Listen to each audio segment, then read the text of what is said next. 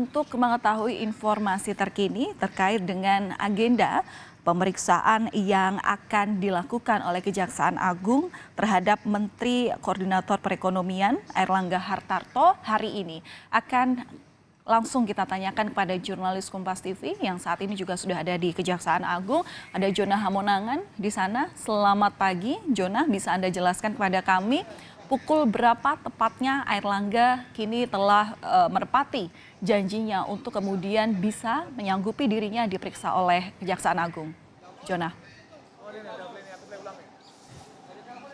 Ya Vale, tadi Airlangga Hartarto datang pukul 8.24 pagi, datang menggunakan mobil Toyota Land Cruiser hitam, dan tadi kami melihat datang bertiga, yaitu Airlangga Hartarto dan dua. Dan kami tadi melihat ada dua pendampingnya, satu menggunakan batik dan satu menggunakan kemeja putih.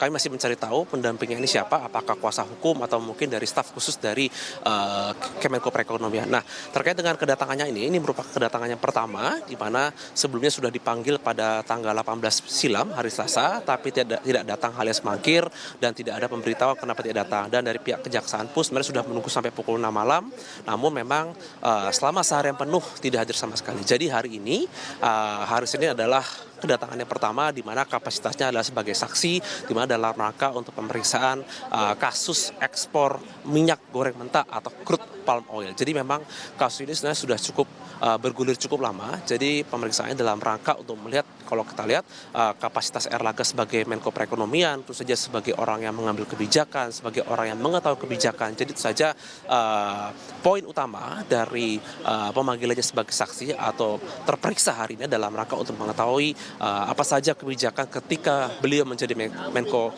Perekonomian. Seperti kita ketahui bahwa negara sendiri mengalami kerugian sebesar 6 triliun rupiah, kerugian yang sangat signifikan. Jadi memang kedatangannya saja dalam rangka untuk melihat apa saja kebijakannya pada masa itu dan mengapa masih melakukan ekspor minyak goreng. Sehingga kalau kita ingat di masa tahun 2021 ataupun sampai tahun 2022 di mana masyarakat mengalami kesulitan khususnya mendapatkan minyak goreng, itu saja ini merupakan salah satu dampak. Nah, inilah mengapa Airlangga diperiksa untuk pertama kalinya dengan kapasitas sebagai saksi. Valentina. Ya, memang pemanggilan dari Airlangga Hartarto ini perlu digali mengenai sisi-sisi kebijakan yang dikeluarkan yang bersangkutan. Seperti Anda katakan tadi adalah yang perlu digali adalah dari sisi evaluasi kebijakan dan juga sisi pelaksanaan kebijakan. Karena memang beban kerugian negara ini tidak bisa kemudian ditagihkan kepada 3 korporasi yang memang sebelumnya sudah ditetapkan sebagai tersangka. Selain dari Airlangga Hartarto, tentu Kejaksaan Agung ini terlihat terus mendalami dan ada potensi saksi-saksi lainnya juga yang akan diperiksa. Adakah keterangan terkait hal ini, Jonah? Siapa saja nantinya selain Airlangga Hartarto yang juga turut diperiksa berkaitan dengan kasus ini?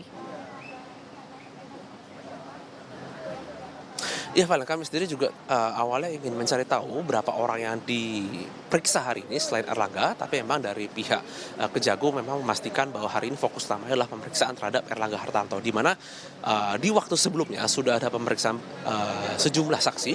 Jadi memang pemeriksaan di Airlangga ini yang dimana sudah seharusnya dilakukan minggu lalu, tapi baru dilakukan hari ini. Apakah nanti ada saksi tambahan atau mungkin ada saksi yang sebelumnya diperiksa dan akan dipanggil lagi, ini masih menunggu konfirmasi. Tapi memang kalau kita lihat fokus utama yang dilakukan oleh tim Pitsus Kejagung khususnya kepada pemeriksaan Airlangga ini adalah melihat bagaimana rangkaian kebijakan. Jadi ketika saksi sebelumnya sudah diperiksa terkait dengan adanya indikasi korupsi ataupun indikasi lainnya, maka pemeriksaan hari ini di mana fokus pada Airlangga dalam rangka untuk melihat rangkaian kebijakan ketika kebijakan dilaksanakan dan akhirnya merugikan masyarakat. Seperti ketahui bahwa sudah ada beberapa yang menjadi tersangka dan tentu saja pemeriksaan ini adalah salah satu indikasi untuk melihat apakah ada indikasi mungkin dari kerugian ini dikarenakan ada kebijakan-kebijakan yang mungkin dianggap keliru khususnya oleh tim pidana khusus Kejaksaan Agung.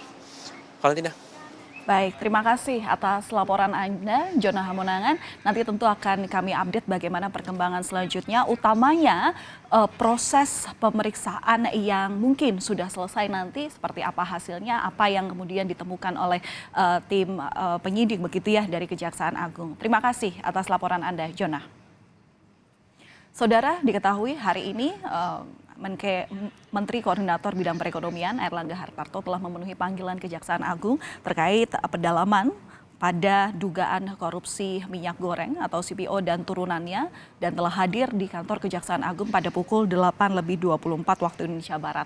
Saat ini pemeriksaan atas statusnya Airlangga Hartarto sebagai saksi masih berlangsung. Tentu kita akan nantikan seperti apa hal-hal yang kemudian didalami yang didapati oleh jaksa atau Jampitsus dari Kejaksaan Agung.